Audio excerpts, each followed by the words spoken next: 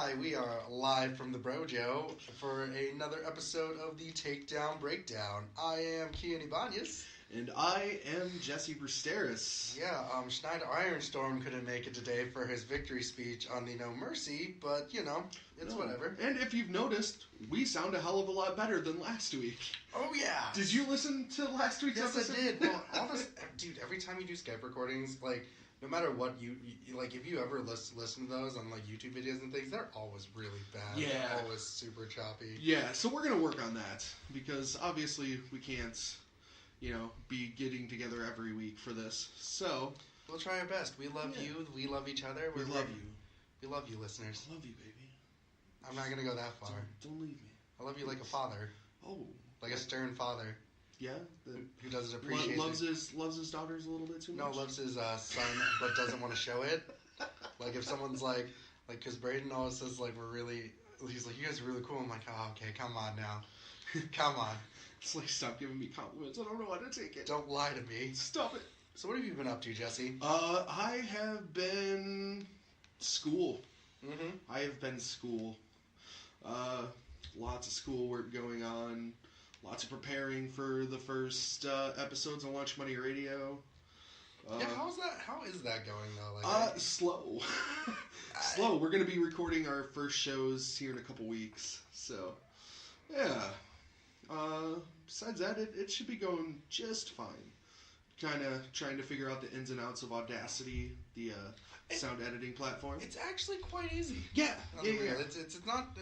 I use Audacity. Brought to you by Audacity. Yeah, no, it's a fun, it's a nice recording system, and I mean, I don't know, we use it. I record it on here. I think it's quite enjoyable. Yeah.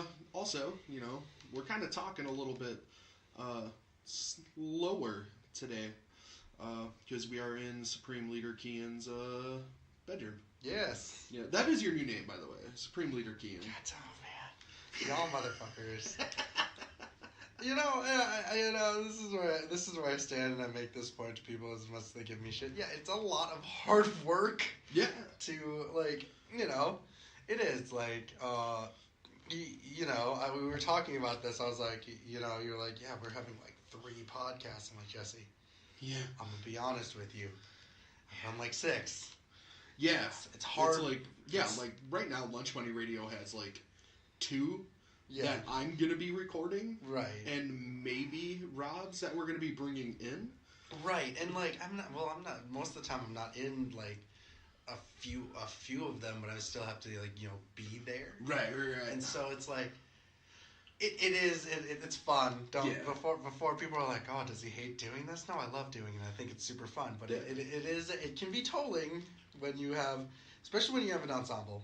That is always the thing I want to point out. You think Skype is bad with us cutting each other off? When you're with people, it's even worse. Yeah, especially when you get like a big group of people, right. You're constantly talking over each other. And I mean, like, it's not like we hate each other. It's like we're really good friends, but like again, honestly, it's fun. And it's fun to have, like, you have to have chemistry too, and I have chemistry with almost everyone I do this in. Exactly. So, what are our news stories, my friend? Yeah, we're just going to jump straight into the news before we go into... Should we go into No Mercy first? Yeah, let's go into No Mercy All right, let's do some No Mercy first. This was a... This was a okay pay-per-view. Right. It was all right. There was lots of good matches, but, you know, it felt bland at points. Right. So yeah, let's just 2017 No Mercy results. Elias versus Apollo Crews was the kickoff show. Yeah. Man, like I said, I'm not a big fan of Elias. Yeah, and yeah, right, and I mean, he's definitely his character sucks. Right. Apollo Crews is the cruiserweight, isn't he? No. Oh, okay. No.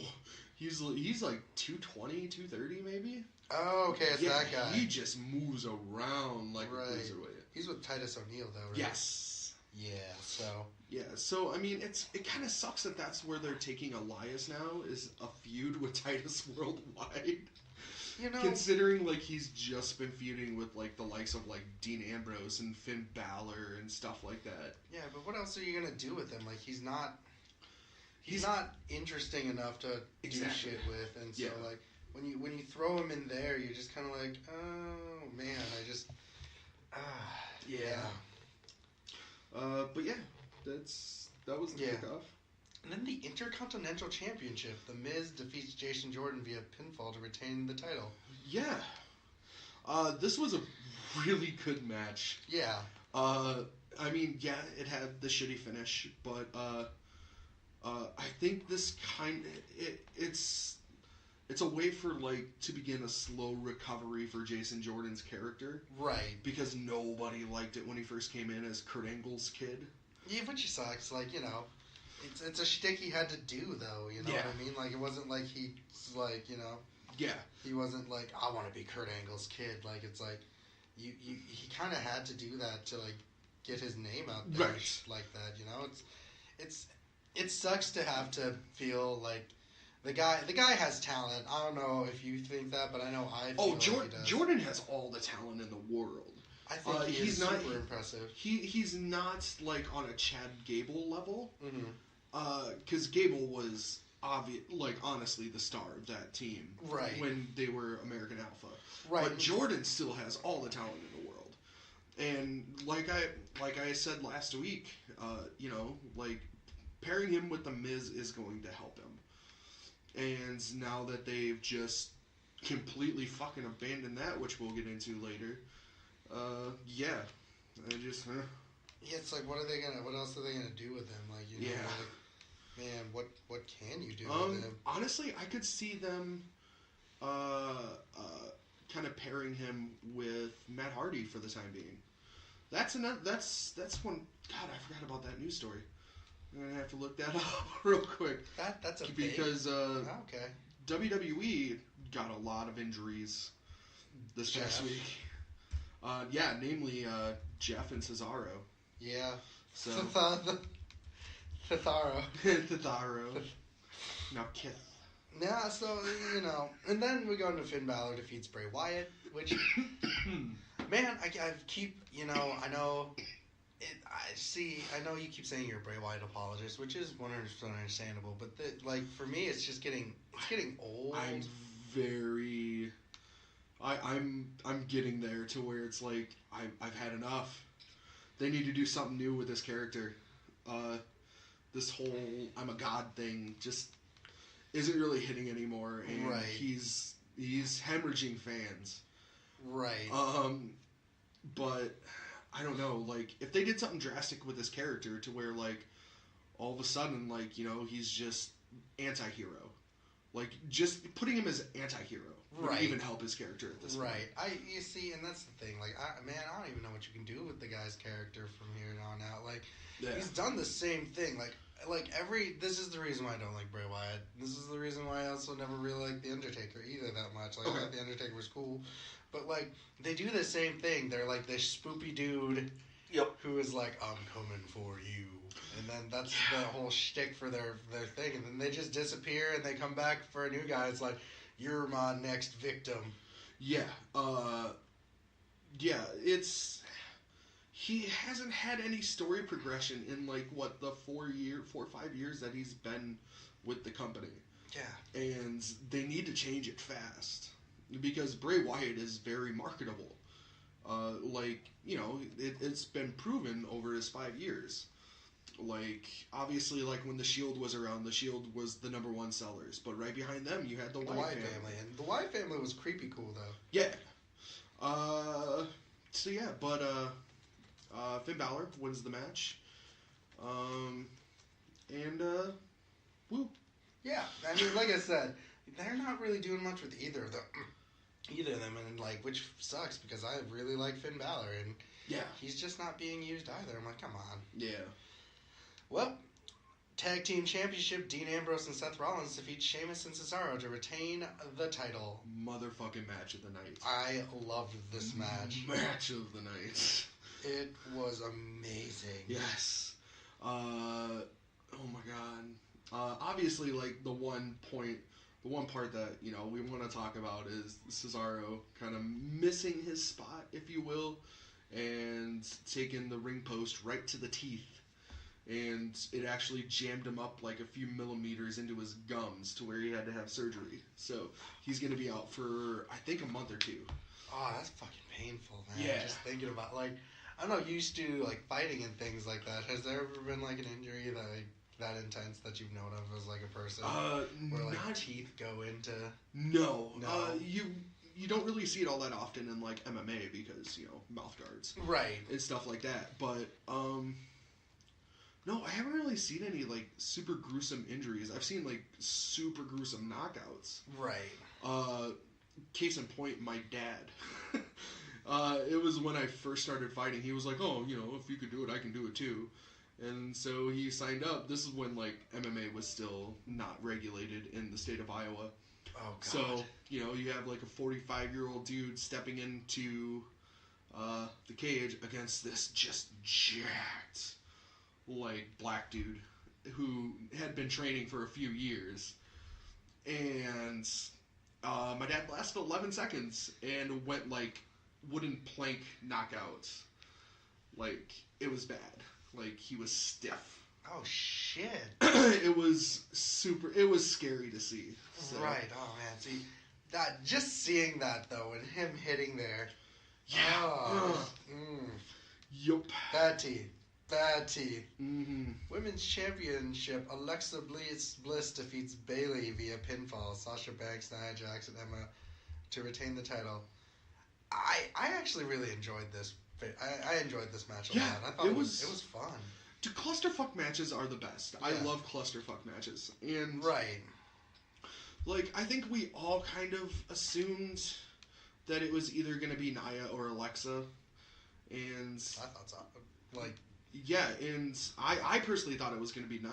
Right. I did not see Alexa walking out with this title, but fucking here she is. Still fucking getting set to job out to Asuka in a few weeks. Right. That's what I mean. I think they're not gonna make her lose the title until Asuka, like... Yeah, she's like, there's, like, for me, there's no way Asuka does not have is not going to be the Raw Women's Champion in, like, a couple months. Yeah. She's definitely gonna take that title. Yeah, from Alexa. Like, it's pretty much set in stone that it's going to be Alexa versus Asuka, which is awesome. It's nice, like... Not at Hell in a Cell. What am I talking about? I can't even remember the next pay-per-view guys are having. But anyways. 12 pay-per-views coming up. No, the thing about this, and, like, just talk about that, like, that's the thing. NXT, this is, like we said, NXT brings you some really great people, and hopefully they know what to do with them, and I think they know what they're going to do with Asuka, which is a positive thing to see. Yeah, as long as Vince McMahon does not get a hold of Asuka's character, Asuka's gonna be... You should start wearing kimonos when you come out. Oh my god. Wear geisha makeup. My god. You can't tell me that's like one thing he wouldn't tell Oh, her. he absolutely would. Like, you should have like kimonos and fans. And yeah. Come out dancing around with them. Yeah, I mean, because, you know, like, let's face it, like, Hugh Hefner died like a couple days ago. And, you know, there's been some outcry, you know, with, you know, some of his business dealings and the way he ran his business. And whether that's true or not, the only guy that could really match Hugh Hefner with, like, exploiting women and, like, just using stereotypes and stuff like that is Vince McMahon. Vince McMahon is notorious for this. That's why you've had less than 5 African American world champions in WWE history. That's why, you know, like, black people are always, like, comedy characters in WWE. Asian characters are almost always fucking... Can't speak good English. Yeah, and also, you know, comedy characters, like, case in point, like, Funaki and Jimmy Wang Yang. God, I fucking hated Jimmy Wang. He's a cowboy. That's was Asian. So fucking dumb. Dude, Jimmy Wang Yang was one of my favorite wrestlers during that time. That's fine. Like, y'all can like it, but like, it was bad. I know it. Like, I don't even like hate it. I don't hate any of that. I just find it like I don't hate Jimmy Wang Yang because he was like a Japanese. Was he Chinese or Japanese? I think he was. Dude, I think he was Chinese. Like, I think he was Chinese, but I think he was brought in as Japanese. Japanese, yeah. Because he came in as like one of Tajiri's henchmen. Yeah. And then like they fired everybody else and just kept Jimmy Wang Yang. And then rebranded him as a fucking Asian cowboy. It was weird, man. It was weird. He's Korean, actually. Is he? Yeah. Okay. Well, you know. All right. See, and that's the thing. It's just easy to stereotype you guys. Well, that's totally fine. Like, I totally understand. Someone's like, when someone first met me out of here, like someone who listened, they're like, dude, I didn't like picture you being Asian, or like I pictured you either being a white dude or like a mixed black dude, because the way you talk, you say like yo and hold up a lot. I'm like, alright, that's cool. It's lit, fam. I don't say that shit, but I just hung around people that said that shit all the time. So it's just in part of my vocabulary. And I know I've said it before on the show. WWE is going to be so much better when Vince dies. I know it's bad to say, but I mean, for the most part, he's not. I mean, he's still part of it, but he's not like 100% part of it, is he? Well, all the main storylines are his doing.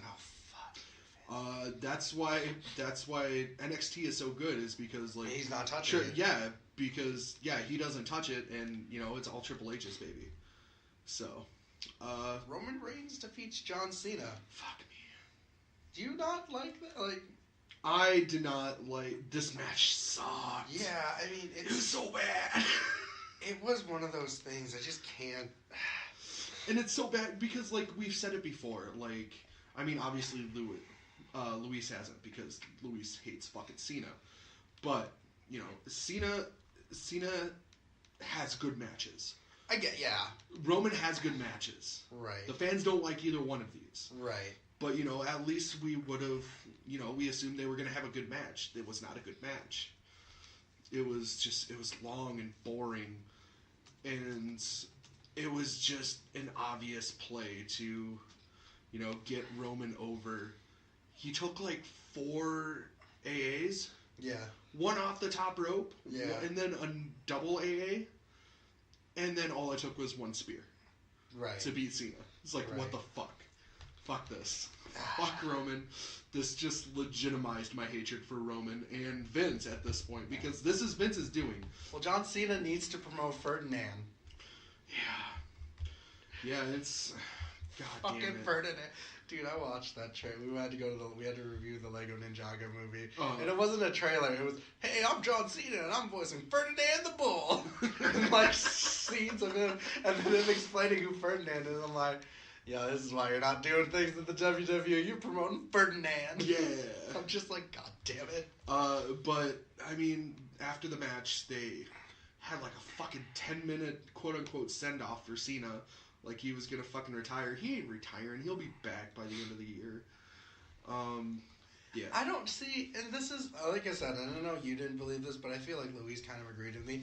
It really felt like the Rock Cena playoff. It did. This was their attempt at recreating Cena Rock. And instead it was Reigns and Cena. Reigns. God. And I'm just like, I mean, I like Cena didn't go as Hollywood as The Rock did. No. And I can totally agree with that. But the way they played it off, Reigns is like, you never go do the stuff with the fans anymore. You've gone Hollywood. I'm like, he hasn't gone that Hollywood. Yeah. You don't see him going to HBO and making a TV show about being an agent for football players yet. Yo. 10 years from now, it's going to be Ballers, but with John Cena. I would be down for that. Like, if they do, like, a Baller spinoff. Yeah. And it's, like, in the Boston area, and it's Cena. I'd be down for that. Right. Fuck that. Yeah, that'd be great. Right. No, I get you. And we go to backstage with Kurt Angle and The Miz. Wait, I missed this. Yeah, they were just gloating. He's oh, yeah. No, I didn't miss this. I chose to forget about it. Yeah. He wants to hold a special Miz TV with Roman Reigns. I was like, you know what's going to happen. This next match was bullshit. It was so bad. Cruiserweight Championship, Enzo Amore defeats Neville. I was mad. This was a terrible match, but I think that this was the right move. Right. I was aggressively pissed off at this match. Yeah, so Enzo, the little guy from, Enzo and Cass. Formerly. He won the Cruiserweight title against Neville. Probably the greatest Cruiserweight that the WWE has ever seen. Yes, I include fucking Rey Mysterio in that because fuck Rey Mysterio. Neville is really, he's very athletic. He's very fast. Yes. And like I said, this was a bullshit match. It was a bullshit finish, but it was the right thing to do. You now establish Enzo as that chicken shit heel he brings quote unquote star power. Like, it already felt like the next night on Raw, like, it already felt like he had revitalized himself with that speech. Right. And it's going to lift up the Cruiserweight division just by his presence. And It's great. It is great, but I also, that match was just boring, though. Yeah. I think that's the one thing that got me about this match, is that, like, it's weird to see Enzo win because of the fact that, like, no, not even, like, it's because of the fact he's not that good of a wrestler. Yeah, he's not. And, I mean, and then you put him against Neville, the comparison is not there. No. It's lacking, so it is weird to see them do that. Yeah, and I think that's the whole reason why we, like, honestly, like, if we go back and watch it, maybe it could be an okay match if you know what the finish is going to be. Mm-hmm. I mean, obviously there were spots missed and stuff like that. Like, they don't have good chemistry. Right. But, you give them another chance and there could be better chemistry. Right. But it would still need to happen the same way. Like, Enzo, had to low blow Neville. Right. That needed to happen to kind of further Enzo's character. Right. And to kind of help Neville. So, yeah. I mean, it's just, I don't know, it's still just that match that I can't get behind. And I get you. It's just, I mean, this whole pay-per-view, wasn't bad. It wasn't as bad as, SummerSlam? It wasn't SummerSlam. Was it? It was SummerSlam that was super bad. It wasn't as bad as Fucking SummerSlam. Christ. I predicted 3 matches correct. And then we go, Brock Lesnar defeats Braun Strowman. This was another bullshit match. Yeah. Oh my god. I could not wait for this match. And then I watched it, and I'm like, what the fuck? Like, I can't even remember how long the match was. I think it was like 10 minutes. And, basically, like, Strowman beats the shit out of Lesnar, and then Lesnar makes a comeback and hits an F5 for a win. Right. And it's like, oh fuck, now what the fuck do you do with the Universal title? Well, you see what they're doing with Braun Strowman if you saw him at 205 Live, though, right? I mean, did he come back at 205 Live? Yeah, he fucked up Enzo. Good. But I think that's just going to be like a little side thing. Yeah. Because I think at this point they're just going to have Braun go on a fucking rampage anywhere and everywhere. Which would make sense. Yeah. And I mean, reports are that, like, Braun is not done with Lesnar, which makes me believe that, they're gonna bring Lesnar back before the Rumble, and he might drop the title to Strowman, which that's what they need to do at this point, because you cannot have Strowman lose 2 consecutive matches to Lesnar at this point. As much as you've built up Strowman, like, it can't happen. Right. It's just one of those things. Yeah. So yeah, that was No Mercy. As for our predictions, fucking Luis wins by 1. Yeah, so Luis is now the inaugural Bro World Champion. Woo. And he's not even here to give a fucking victory speech, so fuck Luis. Yeah. It's fine, man. Like, it was really hard. So what's our news, buddy? All right. So, we are going to kind of break your hearts. In the good old rumor mill, WWE fans might not like what's coming up for the Universal title. Let's see here. Brock Lesnar was nowhere to be found on Raw this past Monday after his Universal title match with Strowman. The next Raw pay-per-view next month will be none other than TLC, which Lesnar is not currently advertised for. It's unlikely he will be performing at the event. Oh, that's my phone. Sorry. As he is typically announced for events earlier in order to boost ticket sales. Instead, WWE could be focusing on a Shield reunion storyline for the pay-per-view, putting Lesnar on the back burner for the time being to make things even more interesting, however. Lesnar isn't even being advertised for Survivor Series. So if this is the case, Lesnar isn't appearing at either TLC or Survivor Series, which means we most likely will not see him until he defends the world title, or the Universal title at the Royal Rumble, which is kind of what I was alluding to last week. So yeah. So no Universal title for the next few months. God. Yeah. Getting sick of that shit, man. No shit, right? But I mean, like I said before, like, this would be the perfect opportunity to just let Braun run ruckshaw over the entire roster. Right. Like, annihilate everybody. I'm talking even, like, folks like Roman and Joe when Joe comes back. Like, just annihilate those two on his path to another chance at the title. Right. It's just, goddamn. Yeah. And speaking of Joe, Samoa Joe is hopefully set to return here soon to action. It's been a month since reports surfaced about why Joe quietly disappeared from Raw when it looked like he might be about to work a short program with Cena. The news at the time was a knee injury was going to keep him out for a month. For the first time since that story came out, though, Joe has been speaking about the injury and his status. He told Sky Sports, I've only been able to perform at about 80% capacity since joining NXT. Back then I had no chance to take time off because the WWE opportunity. Before I was just treating the knee problem with ice and elevation at home. Being forced to deal with the knee also gave him an opportunity to deal with other nagging issues, breathing issues, which caused by a history of broken noses. And with both surgeries now behind him, the 38-year-old says he feels great. He also told Sky Sports, now it's the best I've ever felt. It really is.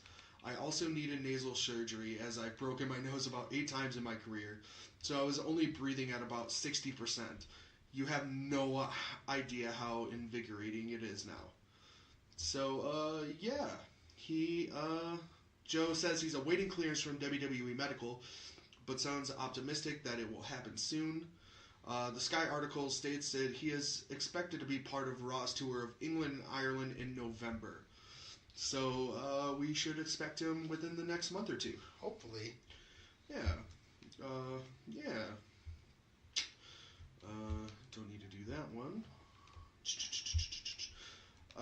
Let's see here. Jack Gallagher is getting a documentary.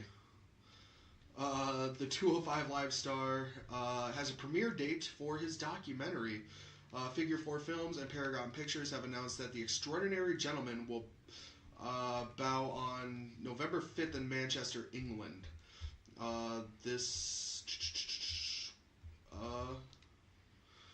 Wow, alright. I thought that was going to be a WWE one. That's why you always look at your news stories before you talk about them. Good job. Woo. Alright, and the last news story is there was multiple injuries over the last week. Jeff Hardy is undergoing surgery on a torn rotator cuff. Why could I not say that word, Kian? Let's see here. WWE announced Monday that Jeff Hardy will undergo surgery to repair a torn rotator cuff he suffered during a match the previous week on the September 18th edition of Raw. Once they get in there, they'll figure out more about what they have to do to repair, Hardy said. But for sure, the rotator cuff has to be repaired, and then they'll look at the labrum when they get in there. So, so he is dealing with a torn rotator cuff and a torn labrum. That's shitty. And I didn't bring up the news story, but I guess there's rumors that they just might not do anything else with Jeff Hardy and let his contract expire. So. Oh, no. I'm completely fine with that. I'm sad. Another injury was Cesaro, as we talked about. Cesaro. If you haven't watched No Mercy, go on YouTube, watch the spot. It's easy to find. It's so good. That match was so good. And we both knew that the situation with Cesaro's teeth was gross. We just didn't know how bad things truly were. According to a WWE.com update on Cesaro, his teeth were not knocked out at the No Mercy pay-per-view. They were pushed upward into his jaw. WWE medical personnel, Dr. DeQuino, stated in a report, Cesaro's teeth were pushed up into his upper jaw by about 3 to 4 millimeters. The next step is for him to see a maxillofacial surgeon, with most likely removing the teeth and then having some implants made. So hopeful we will have him up and running after Tuesday or so. So Cesaro could only potentially miss this week. We should see Cesaro back in a week or two. And that, sir, is all of the news. Perfect! Now we're going to go into not SmackDown, Raw. Yes. And Raw was boring. Yeah. Roman Reigns Miz feuds go from 0 to 60 in this special Miz TV. So, what you see happening is just like we were talking about, is that Roman Reigns is now the target for the Miz to take down for the TLC pay-per-view. At least that's what they're aiming for. Yep. Basically, Miz comes out. The show opens with Miz. Yeah. Coming into the ring, we get the Miz TV thing. He introduces Roman Reigns. Roman comes out. It honestly, it started off like a heel-on-heel promo, where they were congratulating each other and stuff like that. And then Miz asked Roman, how do you feel about Cena now that the match is over? And Roman's like, you know what? I respect Cena. Taking the completely opposite approach that they should have. They should have been... Roman should have been like, I told you guys I was going to fucking beat him. Cena's trash. Yeah. But no, he's like, you know what? I respect him. He's one of the best ever. Just, great guy. Believe that. Yeah. Believe that, little bitch. It's man. Then they get in this, there's obviously the typical Miz TV confrontation, and you're just like, God damn, y'all just really can't think of anything anymore. Yep. It's, I know you really like the Miz, but it is the same. Oh, the Miz is great. The Miz is gonna fucking right. carry this goddamn feud promo wise. The Miz is the same, but the way the Miztourage, it's the same shit every time. I don't have a problem with the Miztourage right now. I have a problem with this. I like that they kind of have their own little characters. Right, which is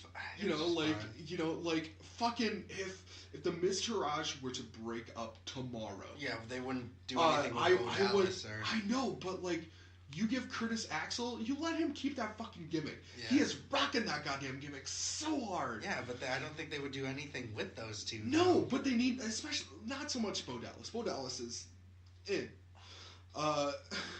But it's Curtis Axel. Curtis Axel just looks like $1 million fucking bucks right now. And, oh my god, you could run with Curtis Axel with the gimmick that he has. Not so much lackey, Mrs. Lackey. But, superstar. You give him a fucking superstar gimmick.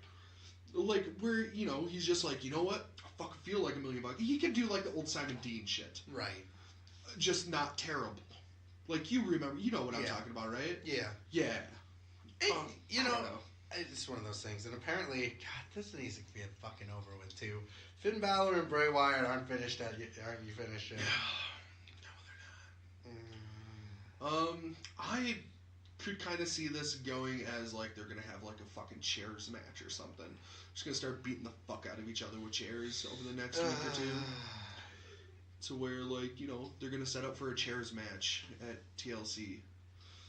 So is Neville no longer a heel? Is he now a... I think he's kind of playing anti-hero right now. Okay, because then it goes into the Cruiserweight segment and... that we should save that for last, because that was the last segment of Raw, for sure. Okay. Matt Hardy and Jason Jordan defeat The Miz Taraj via pinfall. Yep. That's probably what they're going to be doing with Jason Jordan now, and Matt Hardy, honestly, because they still can't do any of the broken shit, thank God. So they're just gonna team up Jason Jordan and Matt Hardy as a tag team? Why not? Okay. It's so weird. I mean, you look at it, like, two of the greatest tag teams from, like, the 2000s. Right. The Hardys, yes, I'll say it, they were a good tag team. The Hardys and Team Angle, which was Shelton Benjamin and Charlie Haas. Yeah. Like, they are two of the best tag teams of the 2000s. Now half of those teams are with the other halves of American Alpha. Yeah. Because Chad Gable is now teaming with Shelton Benjamin on SmackDown. And now you have Matt Hardy potentially tagging with Jason Jordan on Raw. The fuck is going on? They knew they couldn't do anything else with them. Like, I'm sorry, like, you guys, they tried. Both Gable and Jordan did pretty well in their solo matches. Gable can do amazing things. They just need to give him... Honestly, they just need to give Gable a chance. Yeah. They haven't given him that chance. So... Maybe American Alpha's gonna come back, man. You just never know. I don't think they will. I think they're done with it. And if, like, especially, like, if Gable kind of, like, just, you know, is sitting there fucking paddling, fucking holding on for dear life in the ocean, that is fucking trying to get on TV on SmackDown, it's just, I don't know. It's not going to be good. It's going to be the biggest waste of talent ever. You with that match against Rusev, you saw it, man. Fuck like, yes. You saw it. Like, that's the thing about these guys. They really are really basing it on the older people, though, if you've noticed this. Yeah. The older people are getting a little more stuff. But, I mean, that's the story with WWE and pro wrestling in a nutshell. Mm-hmm. That was the demise of WCW. Was that the old guys didn't want to let go of their main event status to bring up the young guys, to keep the, you know, because young people are, you know, the reason why businesses succeed. Right. You know, like, you got to pass off the business to somebody else, you know, before you die. And be smart like Triple H. Marry into the family. Exactly. But, you know, it's, you know, it's the same with, like, the pro wrestling world. You need those young guys to move up to the main event to keep pro wrestling going, and that's why WCW failed. Was because they brought in all those old WWF guys, and they didn't want to let go of the limelight. So, yeah. Elias defeats Apollo Crews via Who gives a fuck? Who gives a fuck, honestly? No, because Elias attacked Titus O'Neil after the match. Yeah. Which was kind of fucking interesting, because I would like to see Titus in another match. Yeah. That'd be alright. So, I mean, maybe that's where they're building it. That's cool. Braun Strowman kicks the shit out of Kurt Hawkins, and then Braun Strowman defeats Dean Ambrose. Yes. This was a match. It was a good match. I enjoyed the match. Because, you know, it kind of plays up to the whole Dean Ambrose, like... you know, I ain't fucking scared of nobody. It's like, whatever. Even if it's a Braun Strowman, you know, fuck, go out there and fight him, I guess. Right.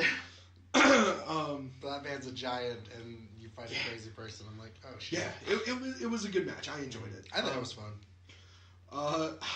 They just need to get rid of Kurt Hawkins at this point. Man, what do you... Everybody was so excited when they're like, oh, yeah, we're bringing back Kurt Hawkins. And it's like, oh, fuck, all right, cool. And then nothing. I mean, maybe if they move him back to SmackDown and maybe team him up with Zack Ryder again. Yeah. Oh man, that would be great. Right. Just, I don't know. There's one of those fucking things. And then Mickie James confronts Alexa Bliss. Oh my god. This kind of makes me feel like they might either do like a few week feud with Mickie James, or that's going to be Alexa Bliss's fucking opponent at TLC. God. Like, Asuka is set to debut at TLC, but they haven't said if it's going to be if she's going to fight for the title or not. So... Sure, let that be the feud. But let me tell you, that fucking segment was gold. Right. It was pretty much, like, if you didn't watch Raw, it was pretty much Alexa Bliss on Raw Talk after No Mercy basically fucking called Mickie James old and out of shape and all this bullshit. And it felt like one of those worksheet promos where Mickey's just like, alright, listen, why don't you say this bullshit to my face? And every time Alexa would try and, like, tiptoe around it, Mickie would be like, no, fuck you. Tell me what you said. Say it to my face. I will murder you. And then she did that god-awful chick. No. Was it slaps or was it a chick kick? I can't remember. I don't know. But Mickie James kind of beat the shit out of Alexa for a few seconds. Right. She's not going to get that title anymore. No, they're not going to fucking drop the title to... Alexa's not dropping that title to Mickie James of all people. But it was a fun segment. I loved it. Seth Rollins defeats Sheamus. Okay. Yeah. And Bayley and Sasha Banks defeat Nia Jax. And I went, God damn. Okay. I'm sick of this. Then we will go to the 205 Live, the Cruiserweight. This was so fucking great. I enjoyed it. Oh my god. Like I said before when we were talking No Mercy, Enzo's a fucking star again. Like, right. This was fucking gold. And basically, Enzo comes out for his celebration and starts just ripping on everybody. And then all the 205 Live guys come out. And then he starts fucking just roasting each and every one of them. And then Neville comes out and starts charging the ring pretty much. And he gets in the ring. Enzo kind of stops him. He's like, listen, like, I got an order from Kurt Angle. If any of y'all motherfuckers touch me, you're not getting a title shot. And Neville, in a nutshell, was like, you know what? I don't care. And then beats the fuck out of Enzo. And that's kind of how that's how they end Raw. But after Raw went off the air, Strowman came out, annihilated Enzo, and then all the 205 Live guys came in the ring, and then they all beat the shit out of Enzo.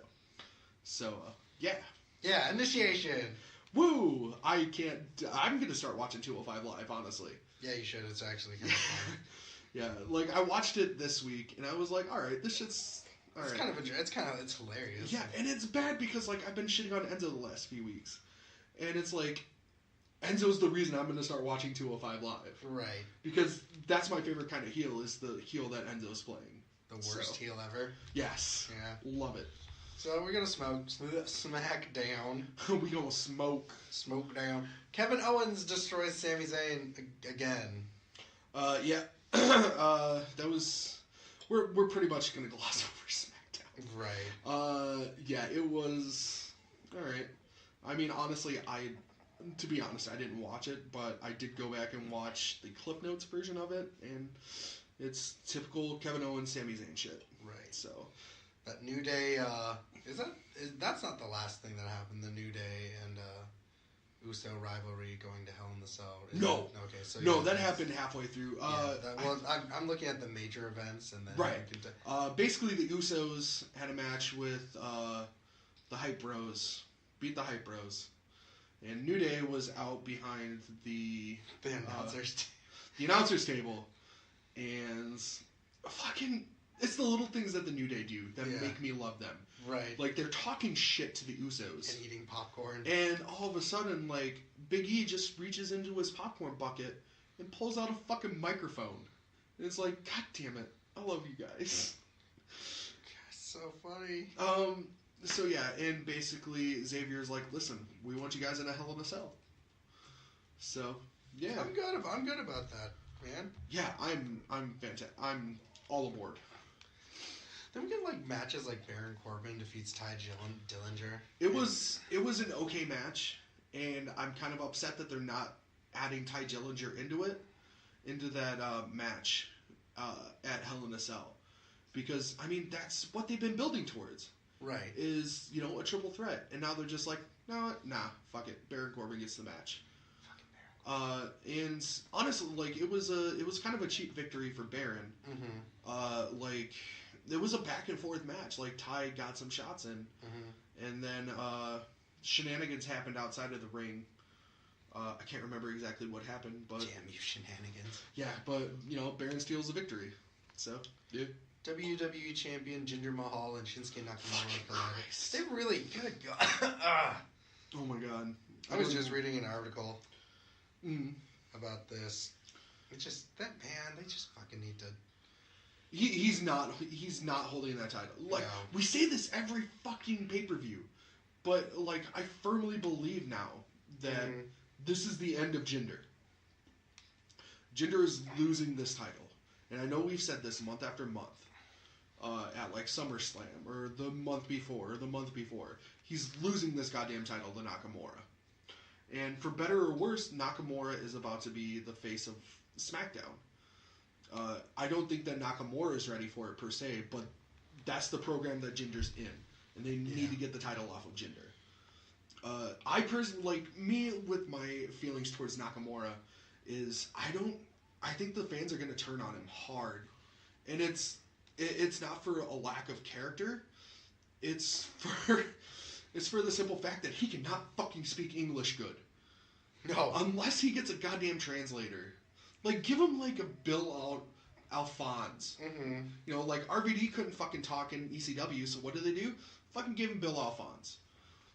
Brock Lesnar can't fucking talk? Fuck it, give him Paul Heyman. Right. They need to get a mouthpiece for Nakamura, because Nakamura is a fucking monster in the ring. Right. But he can't fucking talk. Right. And the fans are going to shit on him so hard. Rusev had a celebration in the ring. It was okay. Yeah.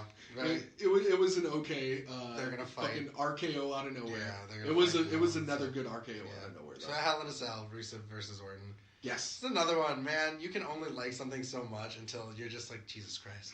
Yeah. This is another one. This is another Chad Gable situation. They've had Rusev for like 2 or 3 years now. They need to fucking do something with him. I like when Rusev played the... Well, okay, here's where I think this is going to... It gets weird, though. Like, we are doing, like, disputes with Russia politically, so they can't really do that. You know what I mean? Right. They can't do it as much as they did. Like, because when Rusev fought Cena, that was Rocky IV. He came out in a goddamn tank. Yeah, that was Rocky IV. His U.S. title run was fucking amazing. Right. Until, they dropped the belt to Cena. Which in turn was a good title run because you had the Open Challenge. The All-American Open Challenge. God, it was so good. Like all of a sudden you're getting guys like Sami Zayn versus John Cena. It's like, the fuck, where did this come from? It opened up that young talent to get a chance to do something. Exactly. But, I mean, they need to do something with Rusev. They can strike gold with fucking Rusev. And they can't do it as a comedy character. No. Rusev is funny as fuck, but he cannot be a comedy character. He needs to be that monster heel that's lacking on SmackDown right now. So, yeah. Right. It's just, it's just one of those things. And then Dolph Ziggler. Fuck it. I don't even want to talk about it. He comes in dressed as The Undertaker. I thought it was Did Rude come out yet? No. Okay. It's going to happen here within the next week or two. Where, we talked about it last week, I think. Like, this is all leading to Ziggler versus Rude, which is going to be a good match, but, like, storyline-wise, it's going to be complete shit. So, 9/27, okay, that is the one. Welcome to, so this is, the show, the other one, he was just going to start reading from the website.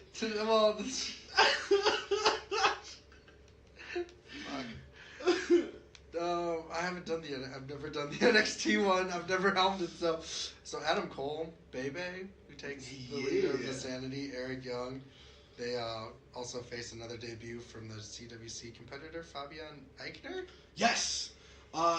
Basically, we'll just go. Like, you tell me what's on the website, and I'll tell you what happened. Eric Young says, "Time and space doesn't matter, but chaos does." Yeah. Eric Young fucking did this god awful promo. where he's just rambling, which kind of fits for his character. So I mean, crazy. maybe it was bad on purpose. Yeah, because they're crazy people. Yeah, but like at the beginning of the night, it was announced that it was going to be Eric Young versus Adam Cole.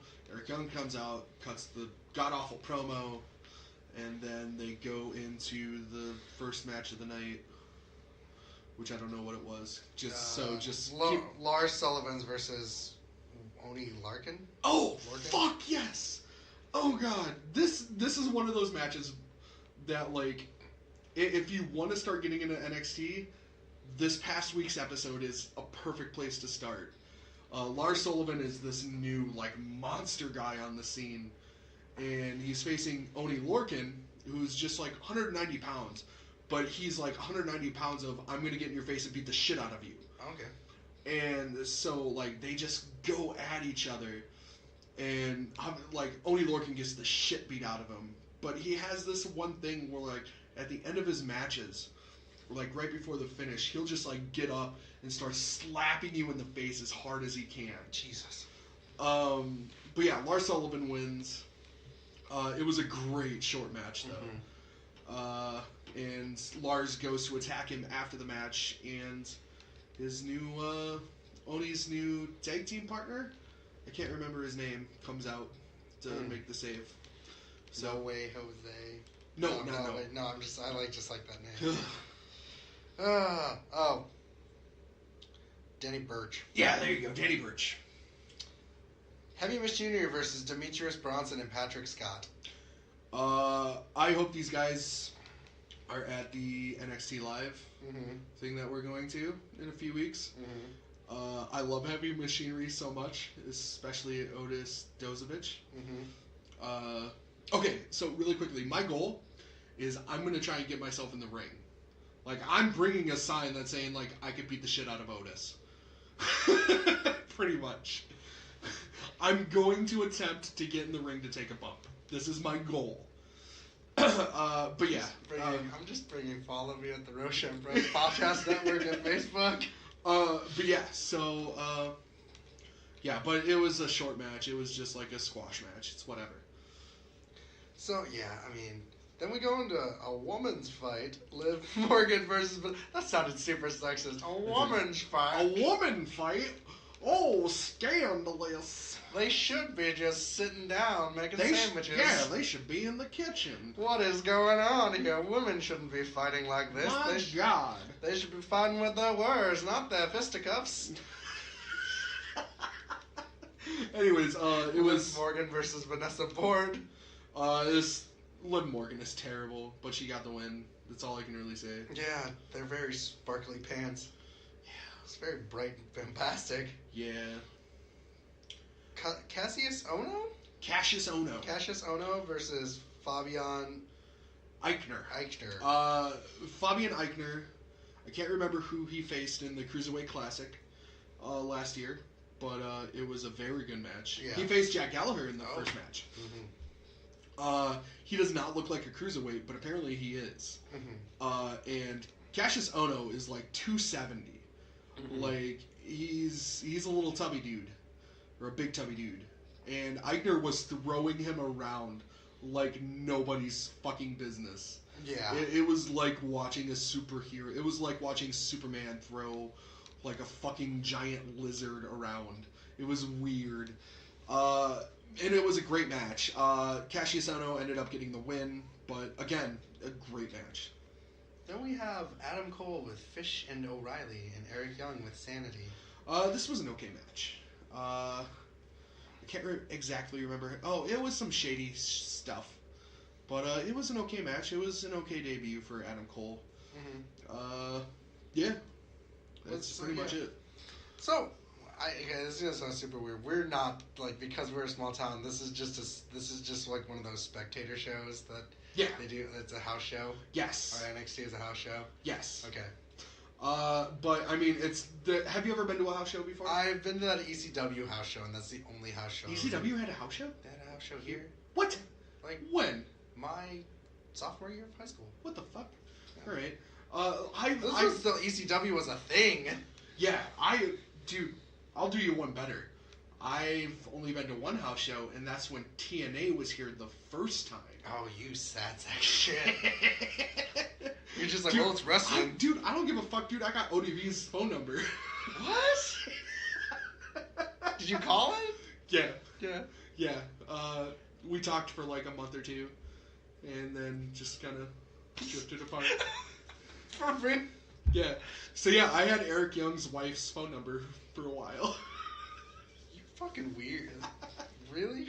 This is before they even fucking met, so it's whatever. So I think that's the end. Right, but you really had like... Yeah. Really? Yeah, I got ODB's phone number. Like, intimately? I wanted it to be. She wasn't about it, but I don't... Dude, it's like, been so long. I'm not being, like, fucking weird. I just, like... No, dude, it's been so long. I can't even remember... How did it happen? Like, that, like... I can't remember what was said, but it was after the show. Okay. It was at the event. Like, the event center was fucking, like, damn near brand spanking new at this point. Okay. And, basically, like, I was out having a cigarette after the show, and I just happened to, like, walk around to, like, where everybody's buses and everything were, and, there's fucking ODB. And I was like, hey, you're really good. She was like, thanks. And then we got talking about some random shit. And I was just like, well, you know what? Here's my number. I gave ODB my number. Wow. And she texted me back the next day. And so we texted for a little while. I wish I could have saved the text message conversations just for pure proof. But, yeah, like that. Like I'm not doubting you. That but unfortunately, this was during the era of the Motorola Razr was the number one phone. Yeah. That's super interesting though. Like also, Jay Lethal has some stank breath and is kind of an asshole. Yeah. So yeah, all the wrestlers I've met have been super chill and down to earth, and how I would imagine them. Seth Rollins was Seth Rollins outside the ring and in the ring. Yep. Don't give a fuck. Dean Ambrose was crazy. Yeah. The only one is Alexa Bliss isn't really a huge bitch in real life. No, she's not. She's super nice. Yeah. We talked about Crash Bandicoot. Did you see that sad fucking tweet from Buddy Murphy? No. On Sunday? It was his birthday fucking Sunday. Okay. And he's dating Alexa Bliss. Like, they're engaged. And she was at the show. She was performing at No Mercy. Yeah. And they didn't even let him come to the arena. Oh. He was at home. Happy birthday to me. Yeah, pretty much. And so he took a fucking selfie or something like that of him fucking like and like the TV in the background, and he's just smiling or something like that. It was so sad. My fiance is kicking ass, and here I am just sitting there watching it on the TV. I don't know. Oh man, it's so weird because like when who was his tag team partner in NXT? Blake and Murphy. It was Wesley Blake. When Blake and Murphy were a thing, like I thought that the tag team was gonna fucking was gonna do wonders. Yeah. And you know, Alexa Bliss was just their manager. Yeah. And it's so weird to see that Alexa Bliss is now the face of, like, the women's division. Right. Whereas Blake and Murphy split up, and they haven't done shit on NXT since. They look the same, too. It's fucking weird. And it's, because one's American and one's Australian. Yeah. It's so weird. Oh, man, like, so you think you'll ever get the number back? You'll ever run into OBD again? No. No, I highly doubt she would even remember me. It was like a little speck in time. She's like, oh, Jesse! Yeah, it's like, oh, Jesse, I haven't talked to you in fucking, like, 13 years. Like, fuck do you remember that? I don't even remember what we talked about. We talked about aliens and shit. No. No. But yeah. that I believe is it, sir. Hit us with your where we can find you. Oh yeah, let's do that. You can follow me on Twitter and Instagram and Snapchat and Twitch and Facebook, all at Brewsteras. Just search Brewsteras in the search bars. Yeah. You can find me there. Also, come follow us on Facebook at Lunch Money Radio. We just started the Facebook page. We're gonna be. I followed you. I think you did too. I hope I did. But we'll get some stuff on there in the next couple weeks. Follow us on Podbean, Lunch Money Radio. That or 10 Million Burrito Podcast. $10 Million Burrito. It's one of those two. Oh, yeah, I was going to say. Because mine is, okay, so you can follow us on our Facebook at Roshan Bros Podcast Network. You can follow us on YouTube, also on Roshan Bros Podcast Network. And Podbean on Roshan Bros Podcast Network. We might start doing a little bit more Twitter and stuff like that. I got to work on that. I suck at Twitter, dude. Man, well, that's the thing. I have younglings that listen to me that are like, dude, we'll take your Twitter handle for you. I'm like, oh, okay. Sounds like a plan. All of a sudden, you're just going to get like a bunch of like Hitler quotes and everything. Fucking, like people sliding millennials. People sliding in my DMs like, hey, what you doing? I'm like, what is this? Braden, what did you do? So that's been the Takedown Breakdown. I am, I guess your Supreme Leader, Keanu Banyas. Yes, Supreme Leader Kean, all hail. I am Jesse Versteris. My name is Snide Ironstorm. Have a good day. I'm a fucking piece of shit. Have a good day.